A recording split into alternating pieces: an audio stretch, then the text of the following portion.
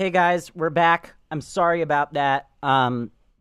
It's gonna be better this time. Uh, we're not gonna read through all that stuff again. I'm just gonna splice it in to the archive. So I'm gonna download the stream and then splice it in. Let's see if we can skip forward to the place where we were.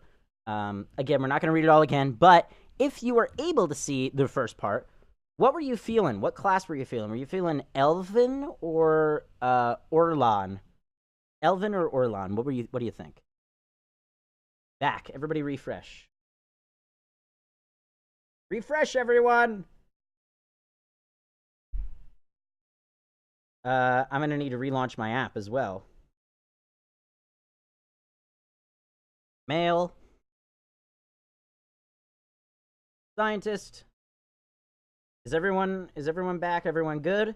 Looks like we're on track here. Oh, look at that. Our skin color changed. And our hair and a lot of other stuff. Which was the second? Okay, so I'm thinking between Elf and Orlan. So let's just review this real quick. Elves are the dominant race in Glanfath and the white that wins and are extremely common in the Direwood and Ader. Elves are known for their speed and intelligence as well as a commonly isolationist nature. Or Orlan, which are the smallest of the Kith races, though many... Wow, look how different they are from last time. Though many cultures don't consider them to be civilized at all. Also notable for their large ears, two-toned skin, and hirsute bodies, Orlans are commonly found in Erglanfath, the Ixamital Plains, and parts of the Direwood. They're known for their mental intensity and quickness. Hey, what's up, Nathaniel? So, yeah, we're trying to decide between Orlan and Elf. They actually look a lot different from when we were here last time. I refreshed everything so that we're in 720p now. I'm gonna let you guys decide. Do you want to do Elf or Orlan? Because those are the two I'm thinking of. We're probably gonna be able to, yeah, we're able to change our appearance later on anyway. Can you not see my mouse? Oh, you can't see my mouse. That's interesting. Actually, there's a custom mouse in the game, so that's weird that you can't see it. Interesting. So we're thinking Elf or Orlan? Elf or Orlan? So Elf gets +1 dexterity and perception. Orlan gets +1 resolve, -1 might, +2 perception. Think I'm a smart elf? All right. We're gonna... Although, mental intensity and quickness has the Orlan. -1 to might. Elf is dexterity and perception. All right, we're gonna go with Elf. I'm feeling Elf as well. That was my first instinct. So, there's so many options, gosh. I'm just way too civilized to be an Orlan. So, Wood Elf or a Pale Elf? Wood Elves, Skeltrafall, trace their beginnings far north of present-day Ada and have migrated south throughout the forests of the continent, now covering it all the way south across the equator. They are also believed to have migrated across the sea to Erglanfath. While physiologically identical to one another, Wood Elves from Ada are culturally different from those in Erglanfath and consider themselves wholly different groups. Distant advantage. Against any enemy that is more than 4 meters away, Wood Elves gain bonuses to accuracy, deflection, and reflex. Accuracy is part of almost every attack. It influences how likely the attack... No, I'm just not going to do that. It influences how likely the attack is to affect the target. Accuracy is defined primarily by a character's class and level, but it's also influenced by perception, talents, and other active effects, such as spells or items. When an attack is made, I could tell this is going to be really complicated. When an attack is made, the accuracy is compared to the appropriate defense on a target to determine how the attack roll will be modified. Oh, this is so overwhelming. I'm not an RPG person. If accuracy is above the target's defense, it will be more likely to result in a hit or crit, less likely to result in a graze or miss. Oh my god, this is so overwhelming. Any ability or talent that does not use a weapon as part of the attack gains a small accuracy. Ugh. Deflect. All right, we can pretty much figure what these things are. So, a Pale Elf, on the other hand, who looks like this.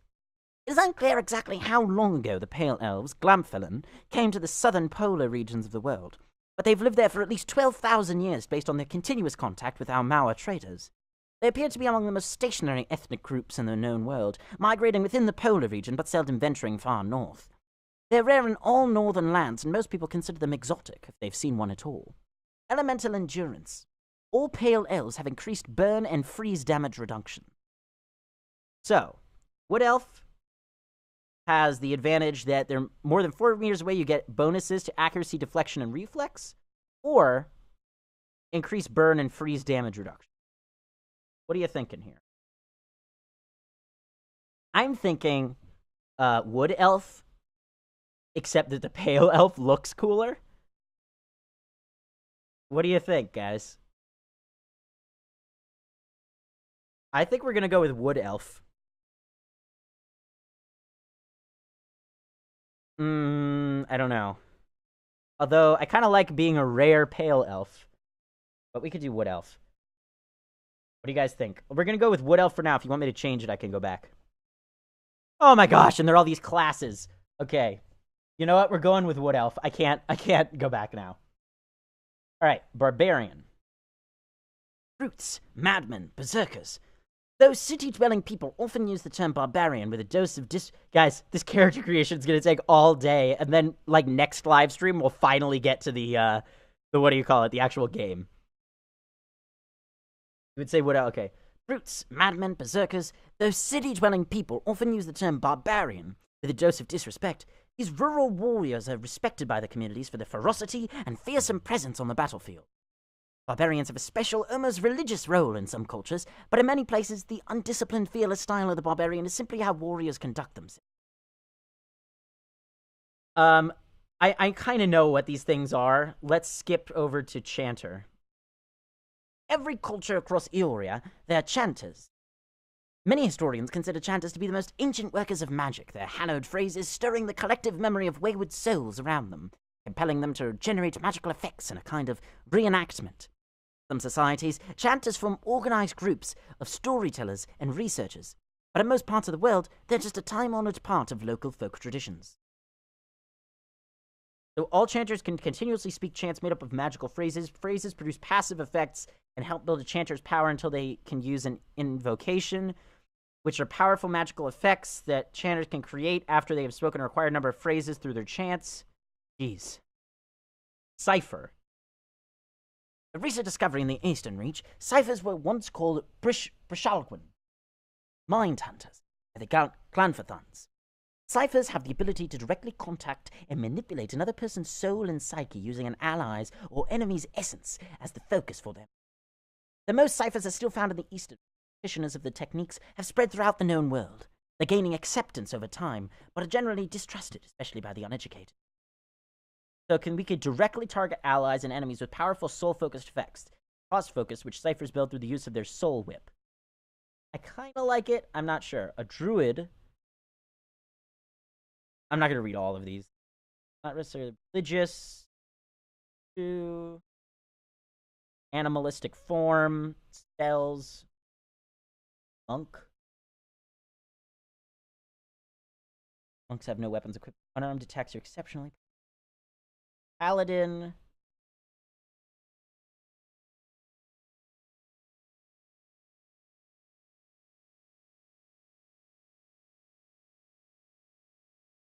Of course, the game value of the bonuses make gift, beast, ranger, rogue, wizard.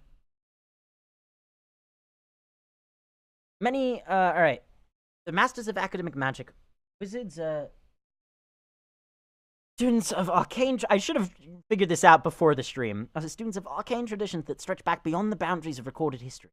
Wizards are a highly organized group, often forming academies or guilds devoted to research and development in magical studies, and tend to favor environments where inquiry, experimentation, debate, and the dissemination of knowledge are encouraged.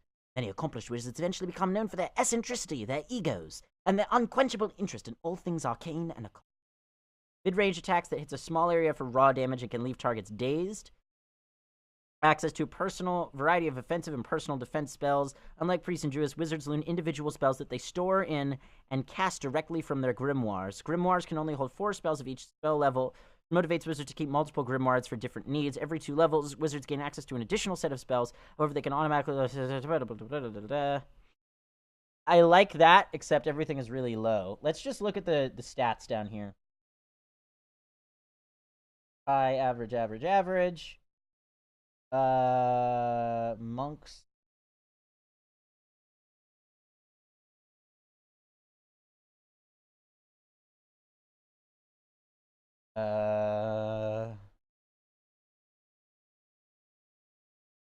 Adradoc, help me out here. What do we do?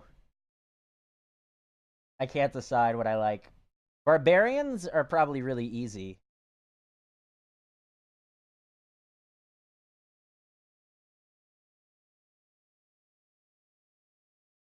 I don't want that.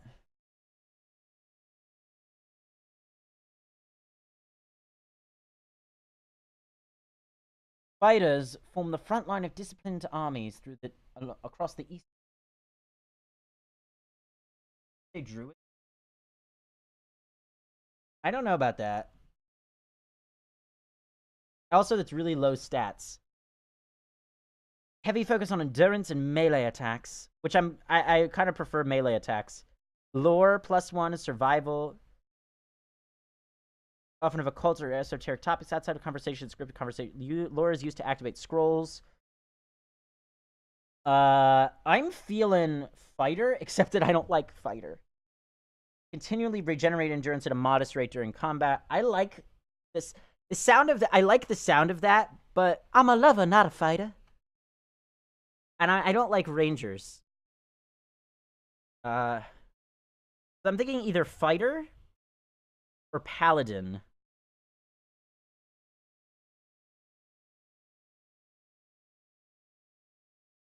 Martial zealots devoted to a god, a ruler, or even a way of life. We found in any culture where a fanatical group of like-minded individuals have formed a warrior society dedicated to advancing their cause. Among those aligned to their worldview, paladins are viewed with respect and admiration, if a bit of fear. Many paladins held leadership positions in armies and mercenary companies. But in the heat of battle, their fanaticism often overrules the chain of command. Sense. So I'm gonna say it's between a fighter and a paladin, even though I don't like the name fighter. Are they intelligent?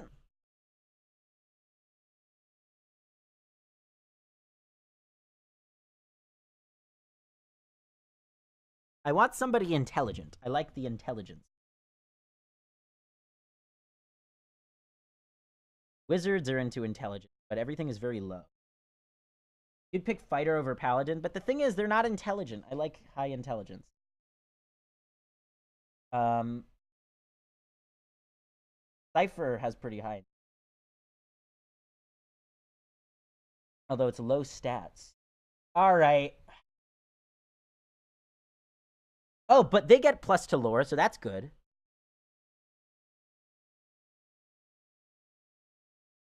Leadership positions.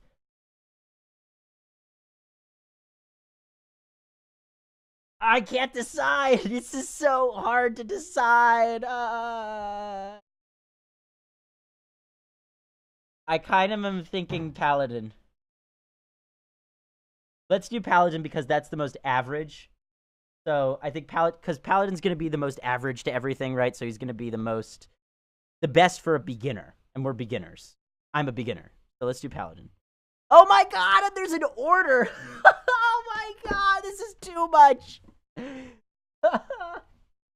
I honestly did not see that coming. All right, Bleakwalkers. These we can actually read because they're few enough. Bleakwalkers are soldiers dedicated to conducting warfare mercilessly with extreme brutality in order to bring a swift end to conflicts. No, I don't want that. Darkosi Paladini. The oldest known paladin order in the world, the Darkosi Paladini were founded as the guards of the Darkosi Palace in Gran Vialia over 2,000 years ago. Since the shattering of Gran Vialia, the Darkosi Paladini have transformed into the protectors and ambassadors of the immense Darkosi family as well as old Vailian culture. The Darkosi Paladini are widespread and occasionally even come into conflict with each other, the machinations of the Darkosi family. Paladins of the order are renowned for their wit and love of life. Favored dispositions, they're passionate, clever. Disfavored dispositions, don't like cruel or stoic people. Wait, is it they are also cruel and stoic, or they don't like cruel and stoic people? Gold Pack. Gold Pack Knights are an order of mercenary paladins who sell themselves for any sorts of defense, and I don't like the idea of selling myself, in offensive engagements. They emerged on the Pearl Coast a few hundred years ago. Stoic, rational, but disfavored as passionate, aggressive. I don't like those. Kind Wayfarers. The most widespread paladin order, the kind wayfarers, are guides and protectors for travelers, when people have limited means traveling in dangerous areas. Kind wayfarers lack the noble prestige of other paladin orders, but are widely respected by commoners for their generosity and compassion. Kind wayfarers lack a centralized structure, and many members operate independently in remote areas. Though the order is known for not being wealthy, in recent years they've improved their finances via cartography and working with groups like the Hand Court to develop travel guides for little-known parts of Eoria. I like that. Benevolent and passionate. I like that. How about this? Shield bearers of Saint Elka. During a peace negotiation, an archer from the Kingdom of Ada shot the noblewoman emissary of Kolkin Elka in the arm, provoking battle. Elka nevertheless made a second attempt at negotiation, accompanied by 3 elven knights, whose only arms were shields they held in front of Elka to protect her. Elka succeeded, helping form the Ada Empire. The knights who protected her founded the Shield Bearers of Saint Elka, who continued to act as guardians and diplomats in Ada and beyond. They're well known for their honesty and skill in negotiations. Honest and diplomatic. I'm thinking either shield bearers or kind wayfarers. What do you guys like? Shield bearer or kind wayfarer? I actually kind of like kind wayfarer because I like benevolent and passionate. I like that. And I also kind of like the independent nature of it, how they lack a centralized structure. I think we're going to go with kind wayfarer. Next. And there's more! Paladin abilities cover 3 major categories: close, passive, and modal. A passive talent or ability is one that can be added to a character with the bonuses gained automatically. For example, a character with snake's reflexes gains their bonus to reflex saves automatically. Modal. A modal ability is one that causes effects to occur continuously while it is active. For example, a paladin's zealous auras grant bonuses to everyone near them for as long as they are active. Modal abilities are often grouped so that only one modal ability in a category can be active at any given time. These groupings are reflected by how the abilities are organized on the action bar. Oh, this is hard. So I either got to choose Flames of Devotion or Lay on Hands. Kind wayfarers lack the noble prestige? Yeah, I don't care about that. I just care about that. You know me at all? Jeez, I don't care about that sort of thing. In an RPG, for me, it doesn't matter about the skill of the character. Doesn't matter if they're good at what they do. Doesn't matter if they're powerful. Only matters what the lore says. So, calls upon the paladin's inner fire, causing their equipped weapons to burst into flame and adding bird damage to their next attacks. So it's 2 per encounter to what? A per encounter ability can only be used for a set number of times per combat. For example, an ability that has 3 uses per encounter may only be used 3 times during a single fight. At the end of combat, the uses will be refilled for the next encounter. So, instant, full attack or primary attack. When such abilities are used, the character applies the effect through an attack with either all currently equipped weapons or with their primary equipped weapon. It means all the statistics on the weapons still apply, including the damage and other effects that they provide.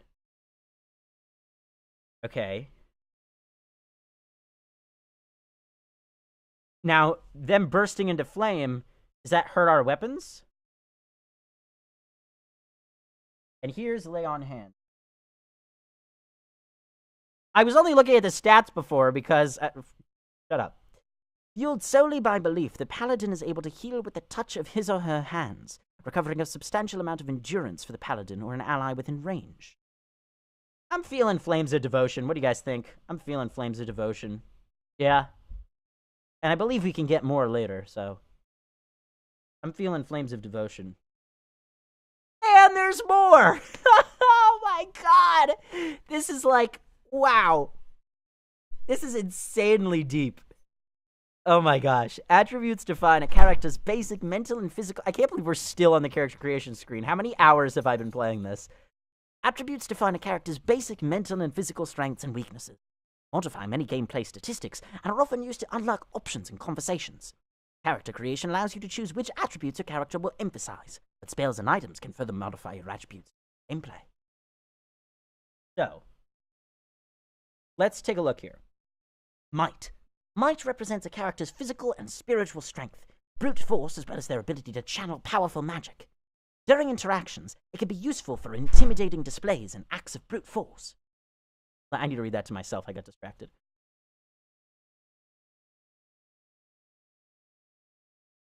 Abilities channel powerful magic. During interactions, it can be useful for intimidating displays and acts of brute force. In combat, it contributes to both damage and healing as well as the fortitude defense. Whoa! My mic just fell off. What the heck? Hold on, guys. That has never happened before. Sorry. One moment, please. My boom arm just fell apart.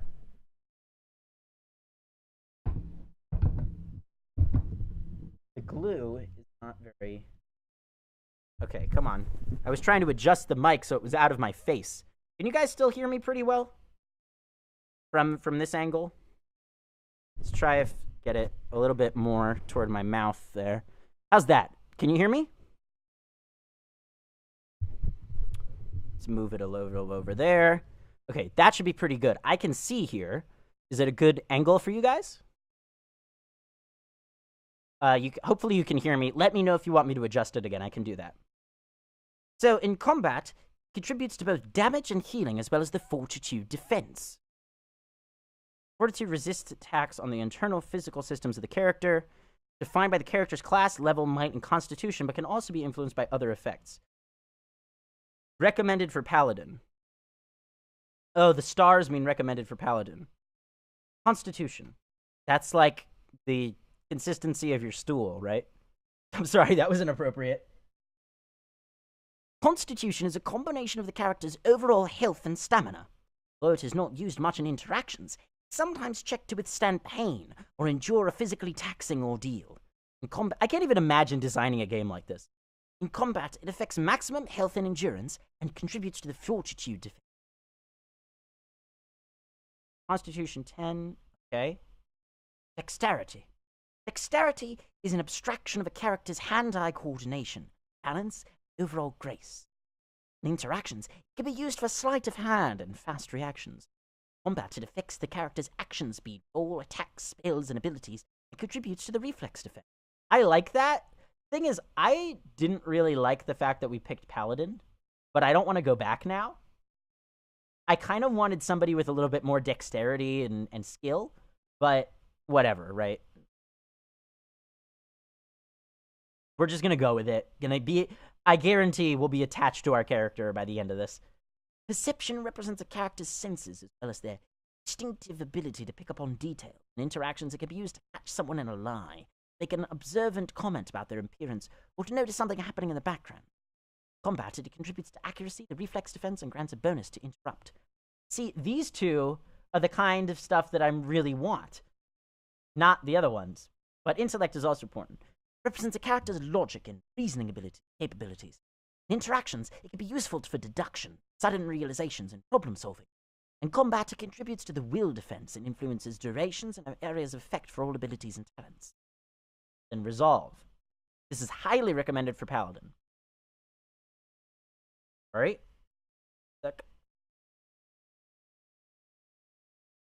You notice how the metal of your armor is moving when you breathe. Oh my god, you're right. That doesn't seem right, does it? Resolve reflects a character's internal drive, determination, fearlessness, and the emotional intensity they can project to others. It can be useful for mental intimidation, leadership, and convincing performances. Ooh, that's good. Combat, it helps characters maintain concentration, contributes to the will and defection. We have 15 points. I want at least one more in each of the dexterity and perception. Let's do one in intellect, constitution, might. Let's add a bunch to resolve. Like resolve. Bunch to intellect. One more to all of these. And then one more to resolve. What do you think about that?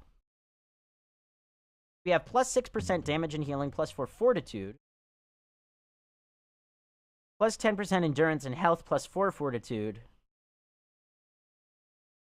Dexterity, I think we can remove one from and put it in intelligence. And then perception plus 9 interrupt, plus 3 accuracy, plus 6 reflex, plus 24% area of effect, plus 20% duration, and plus 8 will. And then plus 12% concentration, plus 4 deflection, plus 8 will. Do you think that's good? Adrodoc, I think, is the only one watching right now, so Adrodoc, what do you think?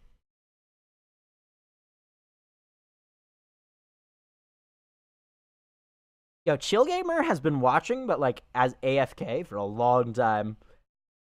Ugh. So what do you think, Adrodoc? Do you think this is good? I like it.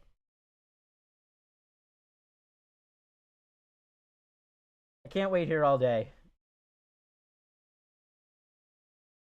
Sounds good. Great. Okay.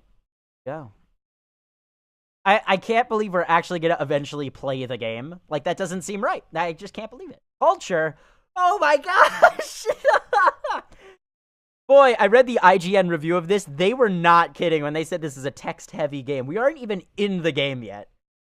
I can tell we're going to get fatigued of this pretty fast. But I like it. All right. Ada. The Ada, is there anything we can learn about just culture in general or no? Well, anyway, the Ada Empire is currently the largest and most powerful force in this part of the world. It is centered around the equator and has a tropical climate. Though the Empire has colonies in numerous areas of the world, Greater Ada is at its heart and houses the majority of its human and elven nations. Sorry, my hair's in my face. TRS has hair! Hair revealed! Greater Ada is at its heart and houses the majority of its human and elven nations. Deadfire Archipelago, consisting of the nation of Nasitak, dozens of Almaua settlements, and hundreds of lawless... Sorry, moving my hair. I just got a haircut. I don't know why it's in my face. Pirate-infested islands that stretch along the southern sea. Deadfire is home to boreal dwarves. Okay, see ya, Adrian. Deadfire is home to boreal dwarves, Almaua, and a mixed variety of other races. Deadfire Archipelago is the last stop for anyone headed east. A multitude of monstrous sea creatures infest the ocean beyond, making travel virtually impossible. I'm really into the sea, so I'm kind of feeling that. I don't know yet. Let's read the rest. Ixamital Plains. Located to the northeast of Glanfath, the Ixamital Plains are a large expanse of fertile savannas that are extensively farmed by human and Orlan residents. The Ixamital culture is one of the oldest in the world, though one of the least imperialistic, having spread out little over the past 1,000 years.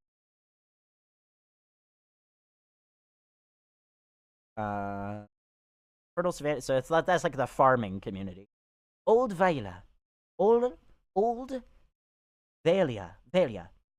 Once the crown jewel of the southern seas, Old Valia is now the crumbled remnants of an empire of warring merchant nations. Counting many humans and dwarves among their ranks, the Old Valian countries are still forces to be reckoned with and are proud of their rich cultural heritage. +1 to intellect. Rawatai. Dominated by the Almaua nation of Rawatai, the Gulf itself is host to a number of nations. Most of them are Almaua, Orlan, and Dwarven. Though these countries are relatively young, they are some of the most advanced colonial settlements. I need to read that to myself. The music is gorgeous. I should turn it up next time I get a chance. Though these countries are relatively young, they are some of the most advanced colonial settlements in the East. The Gulf is a land of riches and resources for those who can take them. The entire coast is often pummeled by violent storms. The Living Lands. The Living Lands is the mountainous region of a large northern island renowned for its diversity of plant and animal life. Its weather is unpredictable and its ecosystem vary dramatically from valley to valley. The Living Lands are home to an assortment of races and a variety of colonial and independent settlements. I like that sort of mountainous nature thing. The White That Wends. Large, cracked southern expanse of polar ice. The White That Wends is home to pale elves and small colonies of daring explorers, outcasts, and adventurers. But virtually no plant life grows in the White, home to many hardy species of dangerous animals that forage from the sea or prey upon each other to survive. +1 to perception. I really like the The Living Lands. And I think that's what we're going to go with. Living Lands. What is Ager again? And that's also +1 to resolve.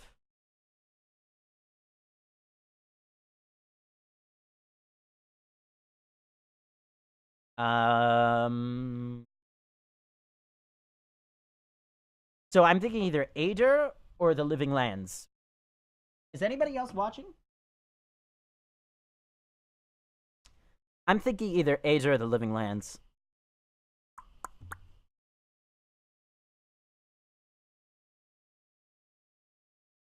It's the largest and most powerful force in this part of the world. I kind of like the idea of the underdog not being part of the, largest thing in the world. So let's do the Living Lands. So I'm a male wood elf. A male wood elf who is a paladin of the Kind Wayfarers Order and is from the Living Lands. And there's background.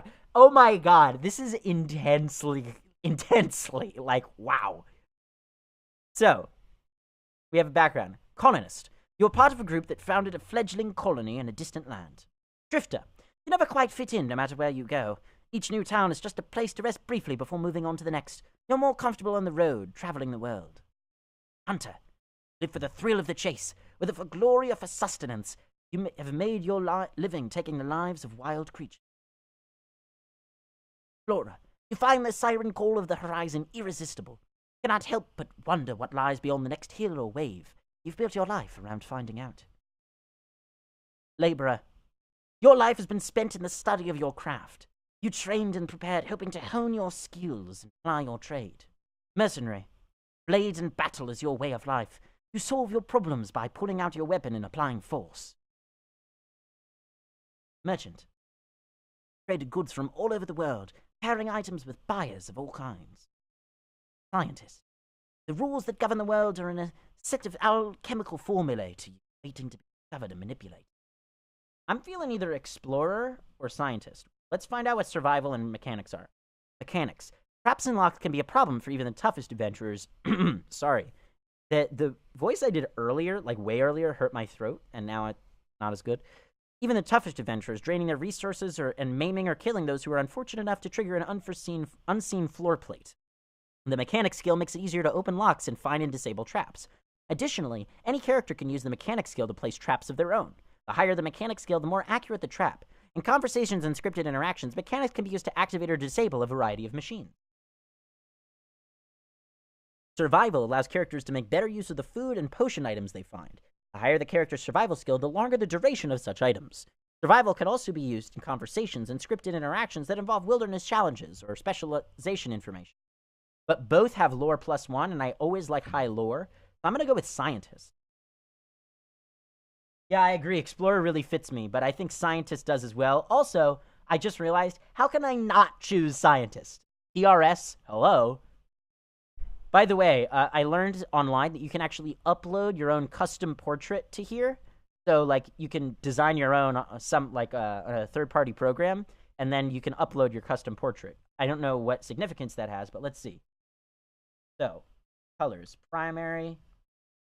My colors are sort of red and white on my channel, I guess, but my favorite color in real life is green, and also that looks maybe we should do the hair first. Hair? There's no blue? You have to have blue hair. What? You gotta have blue hair. You're kidding me. Maybe something close to my own hair. I guess that's pretty good.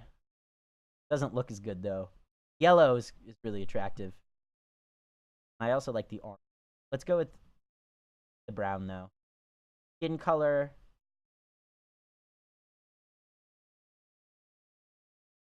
Can I zoom in at all? That looks good. Secondary. White. Primary. I don't know. That looks weird. That green, maybe. This is important. We can't screw this up. Like, just because it's TRS, I feel like I should do red. But at the same time, I don't know. All right, red and white is pretty good, I guess. So, head. I want to get a closer look. Come on.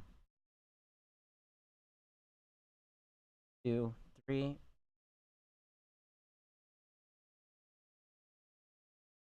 I like 3. Hair. 13 I like. 14 I like. Oh, these are all cool. I want to zoom in. It really should zoom in. I had a mohawk once for a show, like a giant mohawk like that, and I got the tips dyed blonde. Although the whole thing ended up being done.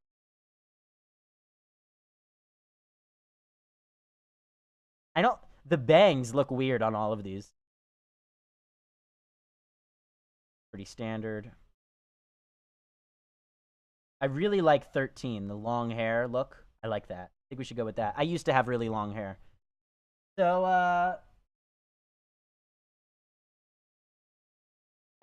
yeah. I'm not so sure about the colors, though. Let's try green. No, ugh, that's gross. All right. Maybe a darker red. That looks pretty good. I'm not extremely happy with it, but it looks pretty good. Oh, look at this! We could choose these different portraits. So what happens if we do that? Oh, it's... I don't understand what I'm doing then. Because none of these look exactly... Like, so wait, if I change my head, will it change that? I don't understand. What's the correlation between the portrait and the appearance here? I guess there is none. It's just like, what do I look like? I suppose. They're very realistic.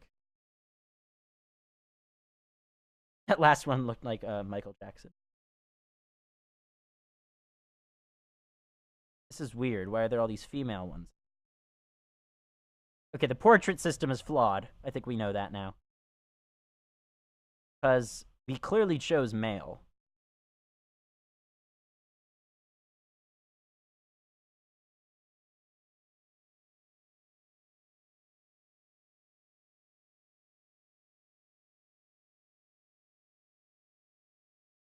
Um,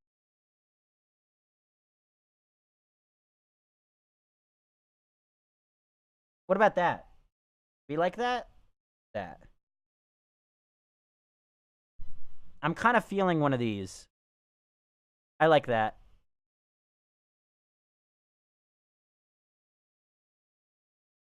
I don't know. This is so hard.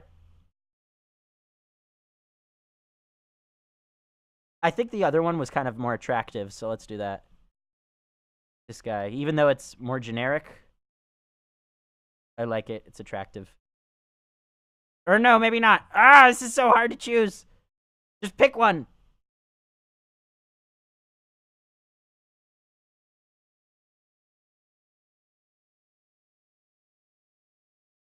Okay, whatever. We're done. Now what do I do? What do I do?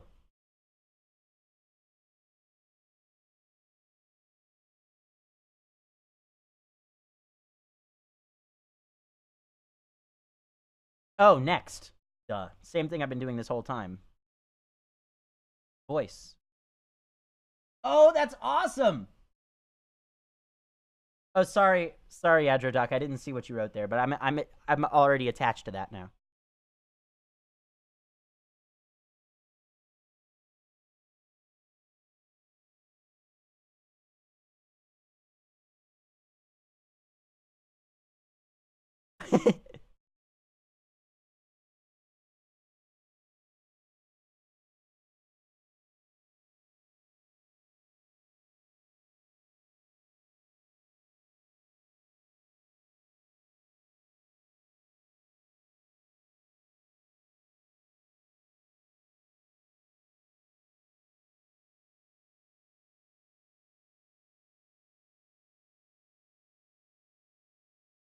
What do you think?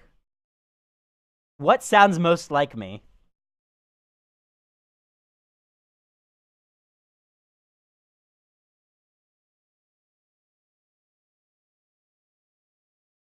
I think smooth What do you guys think?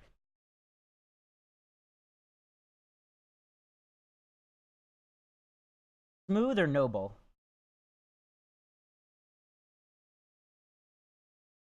Smooth or noble? We don't want sinister.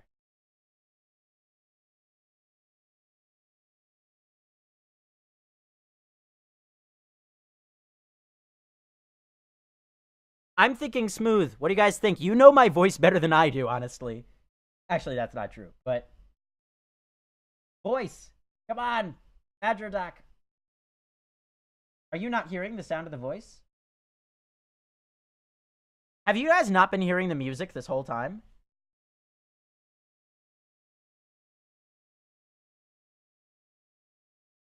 You haven't been hearing the music this whole time? What? I'm very disappointed. Have you not been hearing the narration from before? Oh, man. I'm extremely disappointed. Wait a minute. Let me hear on my phone.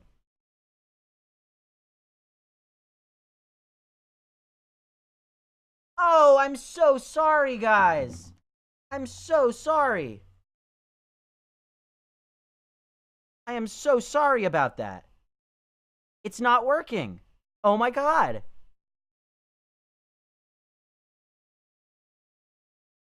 I can't even believe it. What if I turn it way up?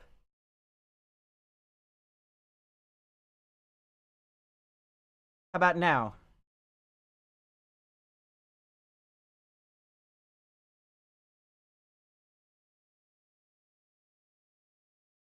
Hold on.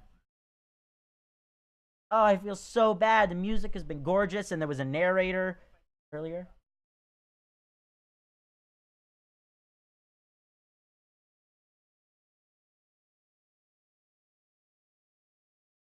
Oh, man.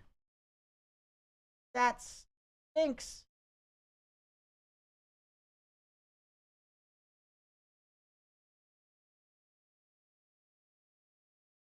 Stinks hijinks. You're kidding me. I was getting it before. What if I play music on iTunes?